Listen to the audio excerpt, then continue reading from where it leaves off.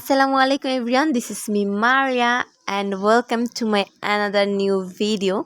তো আশা করি আপনাদের কাছে এই ভিডিওটা অবশ্যই ভালো লাগবে বা ভালো লাগবেই না বা কেন এত পরিমাণে সুইট মোমেন্ট দেখলে সবাই যাদের মন খারাপ থাকে তাদের অবশ্যই ভালো লাগবে। আর এই ভিডিওটা তো মাস্ট বি ভালো লাগবে বিকজ এখানে আমরা শীতকালের জন্য পিকনিক আয়োজন করেছিলাম সবাই মিলে। যারা যারা এই পিকনিক খাবো তারা সবাই টুকটাক অনেক পরিমাণে কাজ এখানে সব কিছু আমরা সাজিয়ে রেখেছি যেগুলো আর কি আমাদের ইউজ করা হবে। আরও আছে বাট এগুলোকে এখানে অ্যাড করা হয়নি, লাস্টে দিয়ে আমরা অ্যাড করব যেগুলো আর কি আমরা ভুলে গিয়েছিলাম।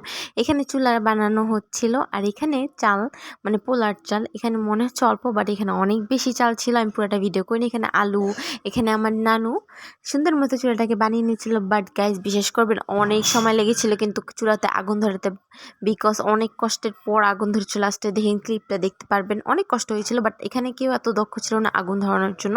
তো এখানে বাচ্চারা অনেক পরিমাণ মজা করেছে। এই যে দেখেন মনে হয়েছিল কি জানেন বিশ্বযুদ্ধ জয় করে ফেলেছি আমরা, এত পরিমাণে কষ্ট হয়েছিল আগুনটা ধরাতে। এখানে আমরা এরকম ড্যাগের মধ্যে রান্না বান্না করব বাট এই পানিটা ফার্স্টে মনে হচ্ছিল অনেক সৌভাগ্য পানিটা নিতে পারবো বাট লাস্টে পানিটা নিতে পারিনি।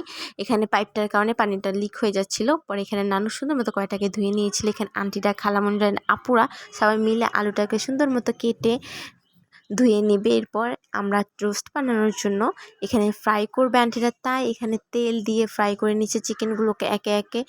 গাইস বিশেষ করবেন এই রোস্টটা যে এত পরিমাণে মজা হয়েছিল জাস্ট বলার বাইরে, জাস্ট এক কথা অস্থির। আর এখানে গরু মাংস রান্না করার জন্য সুন্দর মতো গরু মাংসটাকে মেখে জেকে বসিয়ে দিবে। যে আমাদের রোস্ট রান্না শেষ, এই যে আমাদের গরুর রান্না প্রায় শেষ। তাই এরকম সময় একটা ক্লিপ নিলাম। এটা হলো আমার 10 রানা 12 রানা একটা হচ্ছে দোলা ভাই, সে ক্যামেরা দেখলে অনেক পরিমাণে সায়। সে এই ভিডিওটা দেখে বলবে তাড়াতাড়ি ডিলিট করো, বাট তাকে জানানোই তো আমার কাজ, বিকজ তার একমাত্র শালিকা আমি, না জানালে কি হয় দুলা ভাইতে। এই যে এখন আন্টিটা সুন্দর মতো নেড়ে নিচ্ছিল মাংসগুলোকে। গাইস ওটা কিন্তু অনেক পরিমাণে ভারী ছিল, অনেক পরিমাণে। এই যে রান্না বান্না শেষে আমরা সবাই এমনভাবে বসেছিলাম খাওয়ার জন্য। অনেক ক্ষুধা লেগেছিল, এক কথা বলতে অনেক লেগেছিল। 4:30 বেজে গিয়েছিল বাট আমরা খাইনি এখনও। আম্মুর জন্য অপেক্ষা করছিলাম, আম্মু গোসল করে আসবে দেন আমরা খাবো। এরপর একে একে সবগুলো বাড়াবাড়ি চলছিল। এখন বাড়ার পালা ছিল, খাওয়ার পালা একটু পরে। তো অনেক লেট হয়ে গেছিলো তাই যার যার ঘরে গিয়ে মানুষ খেয়েছিল। এরপর সন্ধ্যাবেলা আমরা ভাবলাম কিছু আয়োজন করি, কিছু আয়োজন না করলে কি আর জমে, তাই আমরা সবজি খিচুড়ি আয়োজন করলাম। এখানে বাঁধাকপি, টমেটো, কিসের যেন একটা পাতা আন্টি বাগান থেকে ছিঁড়ে দিয়েছিল। আমাদের আন্টি বাগান আর কি বারান্দায় একটু ছোট কিউট বাগান বানিয়েছিল, ওখান থেকে ছিঁড়ে দিয়েছিল, তাই বলতে পারলাম না আমি এটা কিসের পাতা।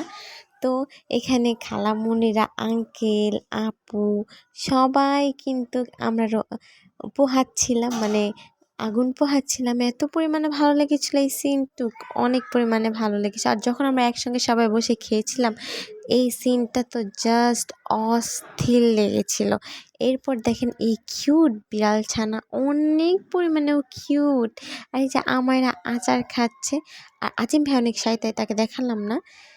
এখানে আঙ্কেল খিচুড়িটাকে সুন্দর মতো নাড়াচাড়া করছে। এরপর আমাদের হলো খাওয়ার পালা। তো যারা যারা খাবে তারা প্লেট বাটি সব নিয়ে হাজির হও, আমরা একসঙ্গে সবাই মিলে বসে মজা করে খাবো। এরপর আমরা সবাই একে একে প্লেটে বেড়ে নিচ্ছিলাম খাওয়ার জন্য, যে যতটুকু পরিমাণে খেতে পারে এবং যে যতটুকু পরিমাণে খাবে ততটুকু পরিমাণে। এটা হলো আমার আপু, একমাত্র বোন আমার।